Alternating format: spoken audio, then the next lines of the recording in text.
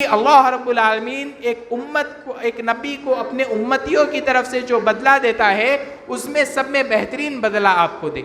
پھر انہوں نے انصار کے لیے ایک پیغام بھیجا۔ سعد ابن ربیع رضی اللہ تعالیٰ عنہ جو بالکل موت کے قریب ہے میدان جنگ میں، وہ کہتے ہیں کہ میرے انصاری بھائیوں کو، انصاری قبائل کو ایک پیغام دینا کہ اللہ کی قسم اگر تمہاری ایک آنکھ کی پلک بھی ہلتی ہوئی باقی ہے اور اللہ کے رسول صلی اللہ علیہ وسلم کو کچھ ہو جاتا ہے تو قیامت کے روز اللہ رب العالمین کے پاس تمہارے لیے کوئی عذر نہیں رہے گا۔ یہ صحابہ اکرام کے دل میں جذبہ تھا اللہ کے رسول صلی اللہ علیہ وسلم کی ذات کے تعلق سے دفاع کا، کہ کس طریقے سے، اور آج کے زمانے میں بھی ہمیں چاہیے کہ اللہ کے رسول صلی اللہ علیہ وسلم پر جو بھی الزام لگتا ہے، کبھی کوئی کارٹون بنا دیتا ہے، کبھی کچھ کرتا ہے، باقاعدہ ہم پڑھتے ہیں، سنتے ہیں، واٹس ایپ پر آتا ہے، ہم خاموش رہتے ہیں، پیغام آیا ہم خاموش ہے۔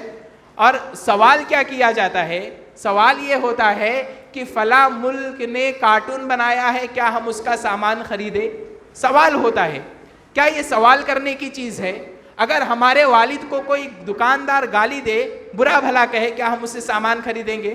ہم اس سے سامان خریدنا چھوڑ دیں گے۔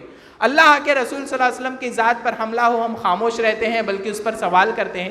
یہ سوال کرنے والی چیز نہیں، بلکہ یہ فطری محبت اللہ کے رسول صلی اللہ علیہ وسلم سے، اس کا تقاضا ہے کہ ایک آدمی ان کے ساتھ لین دین بند کر دے، اور یہ فطرتاً ہونا چاہیے۔ یہ چیز آج کے زمانے میں اسی طرح سے آپ صلی اللہ علیہ وسلم کی احادیث کی طرف سے دفاع میں کیا ہے کہ ہمارے پاس پیغامات آتے ہیں کہ کئی سارے پیغام اللہ کے رسول صلی اللہ علیہ وسلم نے فرمایا، ایک آدمی کچھ بھی لکھ کر کے منسوب کر دیتا ہے رسول اکرم صلی اللہ علیہ وسلم کے سامنے، ایک خطیب اچھی تقریر کے چکر میں کچھ بھی اللہ کے رسول صلی اللہ علیہ وسلم کی طرف منسوب کر دیتا ہے، اور ہم اس کو فارورڈ کرتے ہیں، آگے بڑھاتے ہیں۔ یا کوئی چیز ہمارے سامنے آئی، کچھ بھی ہے، ہم اس کی پہلے تحقیق کریں کہ کیا اللہ کے رسول صلی اللہ علیہ وسلم نے اسے کہا ہے۔ آج ہمارے سامنے کوئی بھی چیز آئے فوراً اس پر یقین نہیں کرنا ہے، خاص کر کے سوشل میڈیا، فیس بک، واٹس ایپ کے ذریعے سے جو بھی چیز ہمارے پاس آئے، ہم یہ ذہن میں یہ ٹھان لے کہ ہمیں اس کو فوراً فارورڈ نہیں کرنا ہے، جب تک کہ ہمیں پتہ نہ ہو کہ ہاں یہ اللہ کے رسول صلی اللہ علیہ وسلم نے کہا ہے، یہ آپ صلی اللہ علیہ وسلم کی ذات کی طرف سے دفاع ہے، آپ صلی اللہ علیہ وسلم کی احادیث کی طرف سے دفاع ہے۔ اللہ کے رسول صلی اللہ علیہ وسلم نے فرمایا، من کذب علی متعمدا فلیتبوأ مقعدہ من النار، کہ جو مجھ پر جان بوجھ کر جھوٹ باندھ دے گا وہ اپنا ٹھکانہ جہنم بنا لے، وہ اپنا ٹھکانہ جہنم بنا لے۔ اسی طرح سے ایک دوسری حدیث میں اللہ کے رسول صلی اللہ علیہ وسلم فرماتے ہیں کہ ایک آدمی اگر جو شخص سنی سنائی باتوں کو پھیلاتا پھرتا ہے، وہ دو جھوٹوں میں سے ایک جھوٹا ہے۔ اب دونوں حدیثوں کو ملائیے کہ کسی نے جھوٹی بات اللہ کے رسول صلی اللہ علیہ وسلم کی طرف منسوب کیا اور ہماری طرف بھیجا، وہ تو جھوٹا ہے، اس کا ٹھکانہ یہ ہے کہ اللہ رب العالمین نے اس کا ٹھکانہ، جیسا کہ احادیث میں ہمیں ملتا ہے کہ اس کا ٹھکانہ کیا ہے، جہنم ہے، لیکن ہم بھی اسی میں شامل ہو جاتے ہیں، اس چیز کو فارورڈ کر کے، اس چیز کو پھیلا کر کے، اور یہ چیزیں کیا ہے، یہ چیزیں آہستہ آہستہ کر کے شریعت کا حصہ بن جاتی ہے، اور پھر دین کے اندر بگاڑ پیدا ہوتا ہے۔ دین کی جو آج شکل بدل گئی ہے، کس بنیاد پر ہے؟ اسی بنیاد پر کہ لوگوں نے ہر سنی سنائی بات کو کیا ہے، اللہ کے رسول صلی اللہ علیہ وسلم کی طرف منسوب کیا اور اسے لوگ شریعت سمجھنے لگے۔ اسی طرح سے اللہ کے رسول صلی اللہ علیہ وسلم سے محبت کا ایک تقاضا یہ بھی ہے کہ اللہ کے رسول صلی اللہ علیہ وسلم کی توقیر کی جائے، آپ صلی اللہ علیہ وسلم کا وقار، آپ صلی اللہ علیہ وسلم کے تعلق سے، آپ صلی اللہ علیہ وسلم کے اخلاق حسنہ، آپ صلی اللہ علیہ وسلم کے تعلق سے جو بہترین باتیں ہمارے پاس احادیث میں موجود ہے، سیرت کی کتابوں میں موجود ہے، اسے لوگوں تک پہنچائے۔ جو لوگ اللہ کے رسول صلی اللہ علیہ وسلم کی ذات اقدس کو نہیں جانتے ہیں، آپ صلی اللہ علیہ وسلم نے کس طرح سے دشمنوں کے ساتھ برتاؤ کیا ہے، اللہ کے رسول صلی اللہ علیہ وسلم نے کس طرح سے جانوروں کے ساتھ برتاؤ کرنے کی تعلیم دی ہے۔ دنیا میں کوئی ایسا انسان، کوئی ایسا مذہب نہیں ہے اسلام کے علاوہ، اور کوئی ایسا انسان نہیں ہے رسول اکرم صلی اللہ علیہ وسلم کے علاوہ جس نے جانوروں کے ساتھ تک حسن سلوک کی تعلیم دی ہو۔ اللہ کے رسول صلی اللہ علیہ وسلم ہے۔ آپ صلی اللہ علیہ وسلم جب آئے اس سے پہلے غلاموں کے ساتھ کیسا سلوک کیا جاتا تھا، دنیا کے اندر ساری دنیا میں عورتوں کے ساتھ کیسا سلوک کیا ہوتا تھا، ایک عورت کو پکڑا گیا، شوہر کا انتقال ہو گیا ہے تو تم کو بھی جلنا ہوگا، یہ سارا رسم و رواج۔ ایک گھوڑا جانور زندہ کھڑا ہے، اس کا گوشت کاٹ کر کے قریش مکہ کیا کرتے تھے، پکا کر کھا لیتے تھے، وہ گوشت دوبارہ آ جائے گا، گھوڑے کے ران کا جو گوشت ہوتا تھا اس کو کاٹتے تھے، گھوڑا کھڑا ہے، زندہ ہے، اس کو کاٹے پکا کر کھا لیے کہ گوشت دوبارہ آ جائے گا. یہ ان کی سوچ تھی، یہ درندگی تھی. اللہ کے رسول صلی اللہ علیہ وسلم نے آ کر ان تمام چیزوں کو حرام کیا ہے. اللہ کے رسول صلی اللہ علیہ وسلم کے پاس ایک اونٹ آیا. آپ صلی اللہ علیہ وسلم ایک دفعہ ایک باغ میں داخل ہوئے، ایک اونٹ آیا اور رونے لگا. اللہ کے رسول صلی اللہ علیہ وسلم نے پوچھا اس اونٹ کا مالک کون ہے؟ صحابہ اکرام نے سے ایک صحابی نے کہا کہ میں ہوں اللہ کے رسول صلی اللہ علیہ وسلم. آپ صلی اللہ علیہ وسلم نے فرمایا تمہارے اونٹ نے مجھ سے شکایت کی ہے کہ تم اس پر ضرورت سے زیادہ بوجھ لاتے ہو. غور کیجئے، اسی لیے تو اللہ کے رسول صلی اللہ علیہ وسلم کی تعلیمات، دین سیکھنے والوں کا اجر اور ثواب کیا ہے کہ اس کے لیے دنیا کی تمام مخلوقات، یہاں تک کہ مچھلیاں بھی پانی اور سمندر کے اندر اس کے لیے دعا کرتی ہے. کیونکہ ظاہر سی بات ہے جو نبی کریم صلی اللہ علیہ وسلم کی دی ہوئی تعلیم کو عام کرے گا اس کا اچھا سلوک، اس کا بہتر نتیجہ ان جانوروں کو بھی ملنے والا ہے.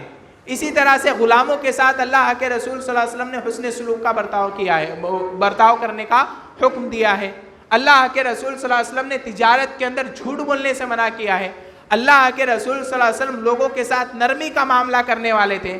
حضرت عائشہ رضی اللہ تعالیٰ عنہ سے پوچھا گیا آپ صلی اللہ علیہ وسلم کے اخلاق کیسے تھے؟ حضرت عائشہ رضی اللہ تعالیٰ عنہ نے فرمایا کان خلقہ القرآن، کہ اللہ کے رسول صلی اللہ علیہ وسلم کے اخلاق، قرآن پڑھ لو اس کے اندر آپ صلی اللہ علیہ وسلم کے اخلاق موجود ہے. اور قرآن کی تعلیم یہ سب میں زیادہ امن کی تعلیم ہے، شانتی کی تعلیم ہے. یہ اور بات ہے کہ کسی دجال کو، کسی مکار کو جو اپنا کیس بچانے کے چکر میں یا اپنے بچاؤ کے چکر میں اسلام کی تعلیمات کو یا قرآن کی تعلیمات کو بدنام کرتا ہوا پھرے، اللہ رب العالمین ایسے لوگوں کو ذلیل اور رسوا کرے اور دنیا کے اندر اس طرح سے ہلاک و برباد کرے کہ وہ لوگوں کے لیے عبرت بن جائے. تو یہ چیز کہ اللہ کے رسول صلی اللہ علیہ وسلم کی تعلیمات، آپ صلی اللہ علیہ وسلم سے محبت کا پہلا تقاضا آپ صلی اللہ علیہ وسلم کی اتباع، دوسرا تقاضا آپ صلی اللہ علیہ وسلم کی ذات کی طرف سے، آپ صلی اللہ علیہ وسلم کی احادیث کی طرف سے دفاع، تیسرا تقاضا آپ صلی اللہ علیہ وسلم کی سیرت، آپ صلی اللہ علیہ وسلم کے اخلاق، اس چیز کو عام کرنا، چوتھا تقاضا کہ جب بھی رسول اکرم صلی اللہ علیہ وسلم کا نام آئے آپ صلی اللہ علیہ وسلم پر درود بھیجنا، آپ صلی اللہ علیہ وسلم پر درود بھیجنا. اللہ کے رسول صلی اللہ علیہ وسلم فرماتے ہیں ایسا آدمی بخیل ہے جس کے کہ میرا ذکر اس کے سامنے کیا جائے اور وہ مجھ پر درود نہ بھیجے. اسی طرح سے ایک دوسری حدیث میں اللہ کے رسول صلی اللہ علیہ وسلم نے فرمایا رغم انف رجل، اس آدمی کی ناک خاک آلود ہو، یعنی وہ آدمی مٹی میں مل جائے کہ ذکرت عنده فلم یصلی علیہ، کہ میرا ذکر اس کے پاس ہو اور وہ مجھ پر درود نہ بھیجے. تو ہمیں چاہیے کہ اللہ کے رسول صلی اللہ علیہ وسلم سے سچی محبت اپنے دل میں پیدا کریں. ایسا نہیں کہ صرف دعویٰ ہو، دعویٰ کرنا. اور جیسے کہ کہا جاتا ہے کہ اگر یہ چائنا کی لائٹس نہیں ہوتی تو پھر لوگوں کے لیے آج ایسے مسلمان موجود ہے کہ اگر یہ لائٹنگ کا سسٹم ختم ہو جائے تو ان کے لیے نبی کریم صلی اللہ علیہ وسلم سے محبت کا دعویٰ کرنا بھی مشکل ہو جائے. اگر ڈھول تاشے، یہ لوگ کیا کرتے ہیں، ڈھول بجائیں گے. اللہ کے رسول صلی اللہ علیہ وسلم نے جس چیز کو حرام کیا ہے اسی عمل کو انجام دیں گے اور اسی دن انجام دیں گے اور کہیں گے ہم تو اللہ کے رسول صلی اللہ علیہ وسلم سے محبت کرنے والے ہیں. ایک آدمی جو صحیح طریقے سے درود پڑھتا ہے، جیسا اللہ کے رسول صلی اللہ علیہ وسلم نے درود پڑھنے کا طریقہ بتایا، اس کو کہتے ہیں تم درود ہی نہیں پڑھتے ہو، تم اللہ کے رسول صلی اللہ علیہ وسلم سے محبت ہی نہیں کرتے ہو. اور وہ 2-4 لائٹ جلا کر کے، 2-4 نعرے لگا کر کے، ڈھول تاشے بجا کر کے، سارے حرام کام کر کے اپنی بیویوں کو راستوں پر آتی ہیں عورتیں جلوس کی شکل میں بے پردہ ہو کر، بے پردگی اختیار کر کے وہ دعویٰ کرتے ہیں ہم محبت رسول ہے، ہم محب رسول ہے، ہم سے بڑا عاشق رسول اللہ کے رسول صلی اللہ علیہ وسلم سے عشق کرنے والا کوئی نہیں. مسجدیں خالی ہیں. جو لوگ آپ صلی اللہ علیہ وسلم کی تعلیمات کی پیروی کرتے ہیں، آپ صلی اللہ علیہ وسلم نے جیسا زندگی بسر کرنے کا حکم دیا ہے، کوشش تو کرتے ہیں کم سے کم وہ ایسا عمل کرے. آپ صلی اللہ علیہ وسلم کی احادیث کو ہمیشہ اپنے سے آگے رکھتے ہیں. ان کو کہتے ہیں کہ تم اللہ کے رسول صلی اللہ علیہ وسلم سے نفرت کرنے والے ہو، آپ صلی اللہ علیہ وسلم سے تم عشق نہیں کرتے ہو، آپ صلی اللہ علیہ وسلم کی محبت تمہارے دل میں نہیں ہے. تو یہ دعویٰ صرف کرنا کافی نہیں ہے. جو تقاضے بیان ہوئے ان تقاضوں کے مطابق اپنی زندگی کو بسر کیجئے آپ. اور ایک آخری تقاضا کہ اللہ کے رسول صلی اللہ علیہ وسلم کے اخلاق کو اپنی زندگی میں داخل کریں. آپ صلی اللہ علیہ وسلم آپ صلی اللہ علیہ وسلم کا اسوہ، آپ صلی اللہ علیہ وسلم آئیڈیل ہے ہمارے لیے. ہمارے لیے نمونہ ہے۔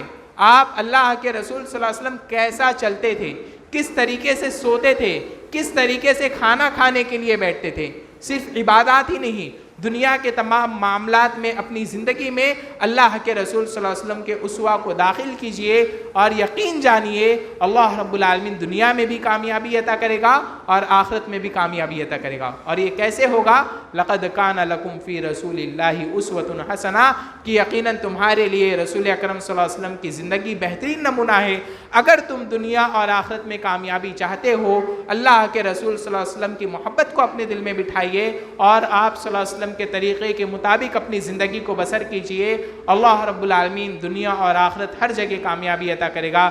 دنیا میں بھی اللہ رب العالمین ذلت و رسوائی سے محفوظ رکھے گا۔ اللہ رب العالمین سے دعا ہے کہ ہم نے جن باتوں کو سنا ہے آج کے اس جلسے میں، اللہ رب العالمین ان تمام باتوں پر عمل کرنے کی توفیق عطا فرمائے۔ اللہ رب العالمین ہمیں جو بیمار ہیں، پریشان ہیں، ان کی بیماریوں اور پریشانیوں کو دور فرمائے، تمام مومنین اور مومنات کی مغفرت فرمائے۔ یہ وبا جو پھیلی ہوئی ہے، اللہ رب العالمین اس سے جلد تمام مومنین مومنات کو خصوصاً اور تمام دنیا والوں کو اس سے نجات دلائے، آمین۔ وآخر دعوانا ان الحمد للہ رب العالمین، والسلام علیکم ورحمۃ اللہ وبرکاتہ۔